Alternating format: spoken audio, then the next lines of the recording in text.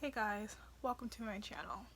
As you can see, we've moved from the shower to the closet for a very special video though. We're going to be reading my old Whattpad book from 2015 called Change It. Also, just so you know, this book is not like anything good. It's not winning any Nobel Peace Prizes, okay? I'm not Jeff McKinley. This is not War and Peace, alright? This is a book I made when I was like 14 or 15. But first, let's look at the analytics. 438 reads. Ooh, 21 votes. And it's a 14-part story, and it's about estimating it's about a 22-minute read, so let's just hurry up and start. Alright, let's start off with the blurb, the caption, or the description. Tasha was always a good girl, but she has a secret. She makes one mistake that changes her life forever. Right. I think. I have not read this book in years, okay? So you and me are both going to be surprised. So, Chapter 1. Get the hell up, Tasha's mom yelled at the top of her lungs. I'm up, Tasha said weakly. She sprung up and went to the bathroom to get ready for school. Tasha's mom, dad, sister sitting at the breakfast table. Tasha ate the eggs and pancakes that her mother made for her. As usual, her father reading the paper, her sister on her phone texting random boys, and her mom complaining about how no one cleans up around the house. No ma'am. No ma'am. Tasha's mom was a hairdresser at Lulu's hair salon. Even though her name was Renee, people called her Ray Ray because she used to be a singer at Ray Ray's Smooth Brothers Club. What? How's school? Said Kevin. Good and bad, answered Tasha. Better be getting them grades up, said Renee. No. Are you serious? No, she didn't say. As soon as Tasha finished her breakfast, her two best friends pulled up in the driveway. 3 honks and Tasha was on her way to Jameson High School. As they drove to school with Gigi in the back, they pulled up to the school. It was the first day that things were going to be good. Oh my goodness, this book is so short. That was all of part 1. That was all of chapter 1. Okay. Chapter 2. First period had started and Tasha got Mr. Finnings again. Tasha was 15 and in the 10th grade. Ready for a new year. As soon as Tasha went up to get a pencil, this smooth, dapper boy walked in. Where are you coming from, young man? Said Mr. F. The hallway, obviously, said the boy. The whole class laughed. Oh, Mr. Funny Man, said Mr. F. Just go sit down. There was only one seat, it was by Tasha. He sat down beside her. Hey, you got a pencil? Hey, I got a name, said Tasha, rudely. Fine, what is it? Tasha. I'm Byron. Cool, said Tasha. Tasha handed him the pencil. They started to learn about Mr. F and how this year he wasn't taking no mess. I will have your mama touched. Bell rang and Byron and Tasha said bye to each other. After 3 hours, it was time for lunch and Tasha was sitting with Kalisha, Gigi, Deja, and Jalola. While they were eating, Byron came and sat down next to Tasha. Byron and Tasha's friends started talking and somehow Kalisha's party came up. And Byron accepted the invitation. School ended and Tasha had to pick her best outfit for the party because low-key, she was feeling Byron. Hours went by and Tasha arrived at the party. This was going to be electric. Tasha could feel it. What was that? Chapter 3. Tasha walked to the party and it was banging. The DJ was bumping Kanye's Gold Digger and slowed it down to Drake's Hotline Bling. Tasha spotted Kalisha in the kitchen and walked over. Hey girl, said Kalisha. You've seen Byron? 'Cause I'm about to make my move. You gonna make me act up. She carried on. No, said Tasha. Gigi then walked in and grabbed a Bud Light from the cooler. This party is lit, said Gigi. Yeah, I know, Kalisha said. Anyway, Gigi carried on. Guess who I saw talking mess about you? Who? Kalisha and Tasha answered at the same time. That stank, skank, Naya.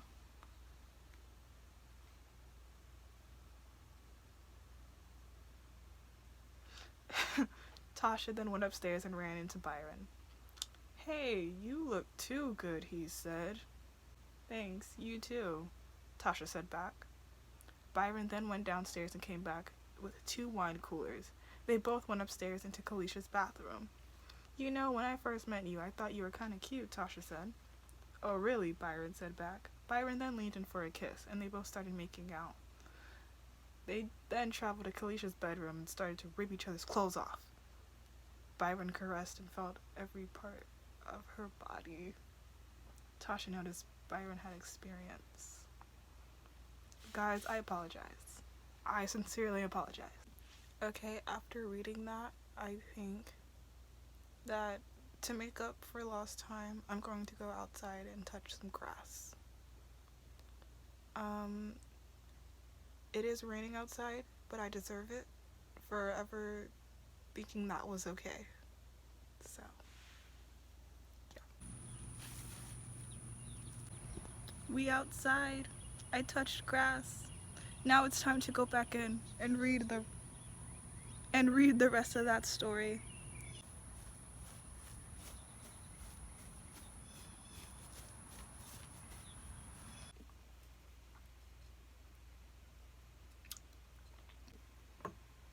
Chapter 4. Half an hour later, Tasha got up and started to put her clothes back on. Byron then put his clothes on quickly and headed for the door. He opened it and then said, "You're great for a first timer. Do I need to go back outside?" Okay, see you tomorrow. Tasha then waited 6 minutes and walked outside back into the party.